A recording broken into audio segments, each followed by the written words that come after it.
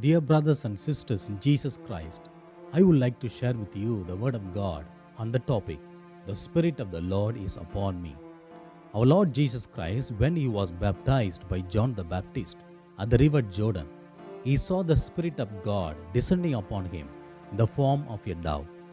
He heard a voice from the heavens saying, "You are my Son, the beloved, with whom I am well pleased."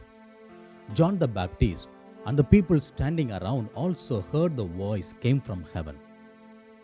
Having been anointed by the Holy Spirit, Jesus says very firmly, "The Spirit of the Lord is upon me, and the Lord has anointed me." Shall we read from Luke chapter 4, verses 18 to 19? The Spirit of the Lord is upon me, because he has anointed me to bring good news to the poor. He has sent me to proclaim release to the captives and recovery of sight to the blind, to let the oppressed go free, to proclaim the year of the Lord's favor. Once Jesus was anointed, a mission is being given to Jesus by the Spirit of God. They are to bring good news to the poor, to proclaim release to the captives, to give recovery of sight to the blind, to let the oppressed go free, to proclaim the year of the Lord's favor. Dear ministers of the Word of God, prophets of God, servants of God, and all those who say, "I am being anointed by the Lord," can you really say, like Jesus, "The Spirit of the Lord is upon me"? Do you know what is the mission given to you by the Spirit of the Lord?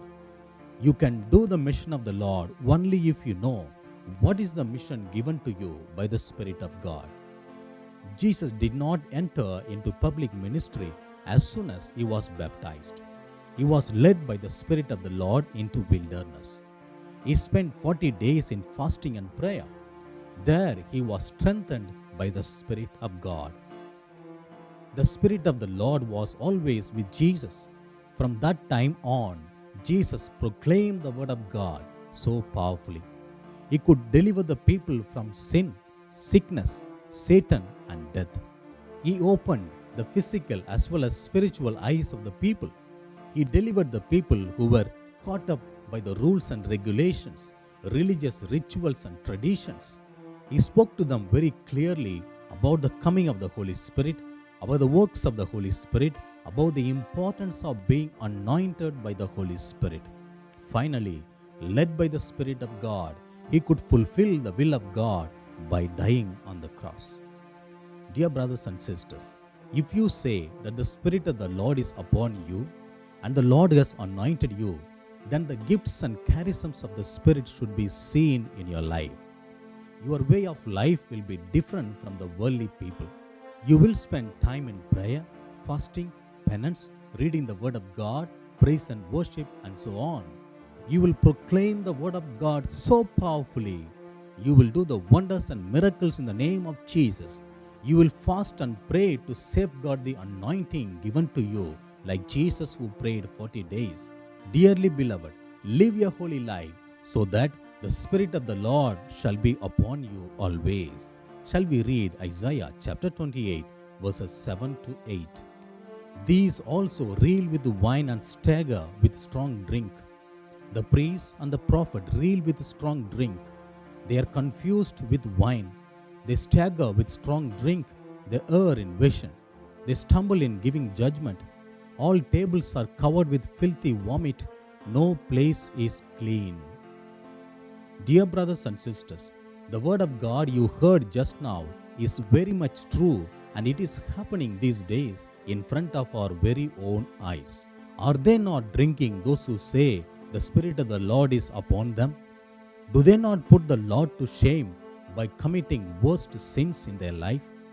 King Saul, who was anointed by the Lord, had the desire for power and position. The Spirit of the Lord left him. Samson, who was anointed by the Lord, became a slave for lust. The Spirit of the Lord left him. Samson was not even aware that the Spirit of the Lord had left him. Dear people of God, all who say the Spirit of the Lord is upon you and the Lord has anointed you, do you go on committing sins? Know this for sure, the Spirit of the Lord has already left you. and you are in possession of an evil spirit. If you have lost the Spirit of God from your life and live a life which is unfit for a minister of God, repent today. Say today, because the Spirit of the Lord is upon me, I will not drink, I will not smoke, I will not commit adultery, I will not speak ill of others, I will not indulge in gossip, I will not fight or loot, I will not take dowry or bribe. Say it today. Confess your sins and receive the forgiveness of the Lord. As David cried to the Lord, cry to the Lord and say, Lord, do not take away the Holy Spirit from me and do not cast me away from your presence. And then the Lord will fill you with a new anointing today. Our Lord Jesus Christ told his disciples before he ascended into heaven, until you have been clothed by power from on high, stay in this city. As per the words of Jesus, about 120 disciples stayed together, praying earnestly for the outpouring of the Holy Spirit. Shall we read from the Acts of the Apostles, chapter 2, verses 1 to 4. When the day of Pentecost had come, they were all together in one place, and suddenly from heaven there came a sound like the rush of a violent wind, and it filled the entire house where they were sitting. Divided tongues as of fire appeared among them, and a tongue rested on each of them. All of them were filled with the Holy Spirit and began to speak in other languages, as the Spirit gave them ability. Dear brothers and sisters, all those who were prepared to receive the Spirit of the Lord were anointed on the day of Pentecost. They saw the Spirit of the Lord descending upon them in the form of fire of tongues. I am sure all the 120 disciples should have rejoiced, saying, the Spirit of the Lord is indeed upon me, and the Lord has anointed me. They all spoke in different languages. Dearly beloved, do not say that all these anointings were there only at the time of early church. It is the same Spirit of the Lord who was at the time of early church leading the church today through people who live a worthy and a holy life. The Spirit of God continues to anoint people powerfully and leads the church today. When the Spirit of the Lord anoints you, He will fill you with the gifts and charisms. If you refuse the Spirit of God, He will go away quietly from your life. But Satan is not like that. Satan will come into your life very quietly. When he goes away, he will go away violently. Dear people of God, you who say, I am being anointed, what have you received when you were anointed? Is it mere ceremony that you went through? Did you really experience the power of the Spirit of God filling you with visible signs?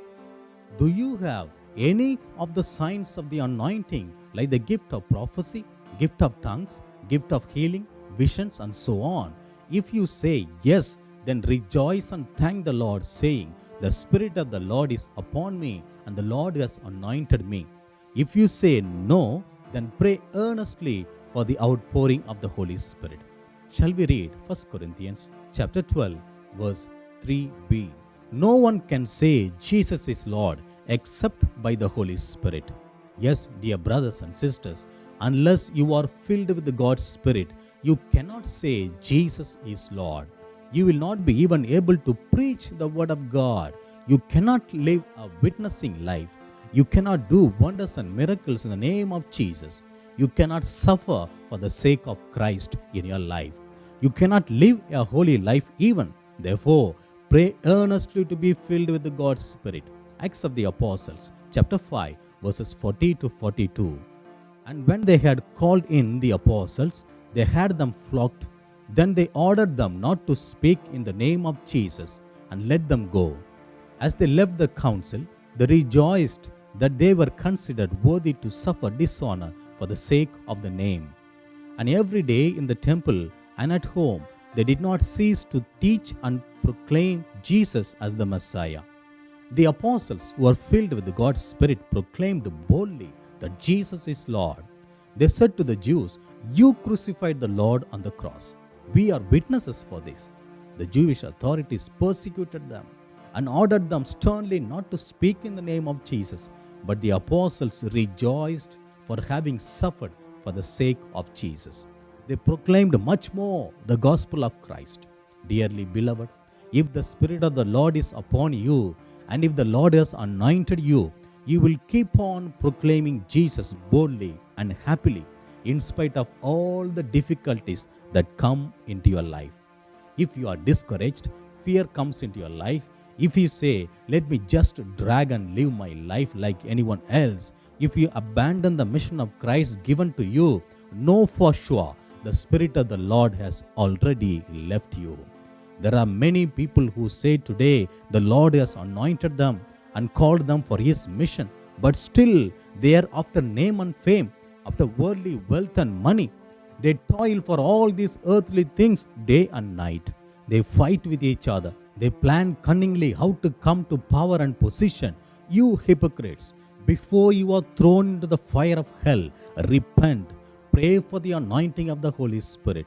Dear brothers and sisters, if you are anointed by the Lord and if the Holy Spirit is upon you, first of all, you will preach the gospel boldly by working wonders and miracles. Secondly, you will be happy to suffer for the sake of Christ unto death. Thirdly, you will live a witnessing life. Fourthly, you will lead people to Jesus Christ alone. Fifthly, you will glorify Christ. Sixthly, you will prophesy what is to come. Seventhly, you will bring people who have fallen in sins to Christ. Dear brothers and sisters, the Lord has chosen you to be filled with His Spirit so that we can remain in prayer and holiness with Jesus. We can proclaim the word of God and deliver people from the clutches of sin, sickness, death, and Satan. Remember the purpose for which the Lord has called you. Be faithful to Him. The Spirit of the Lord will be with you, and you can really say, the Lord has indeed anointed me. Shall we all pray? God, our Heavenly Father, we thank and praise you for giving us the gift of the promise, the Holy Spirit. We thank you, Lord, for this precious gift of the Holy Spirit into our life. Lord, help us that we may not lose this anointing given to us by our own weaknesses or by our sins. Lord, there are so many people in this world praying for the anointing of the Holy Spirit. Heavenly Father, fill them all with the gift of the Holy Spirit. Lord Jesus, in this world we have sufferings, you said. Lord, amidst all the sufferings we have, amidst all the sufferings that come into our life, help us to live a holy life and finally reach the eternal home prepared for each one of us. We make this prayer in the precious name of our Lord Jesus. Amen. Amen. Amen.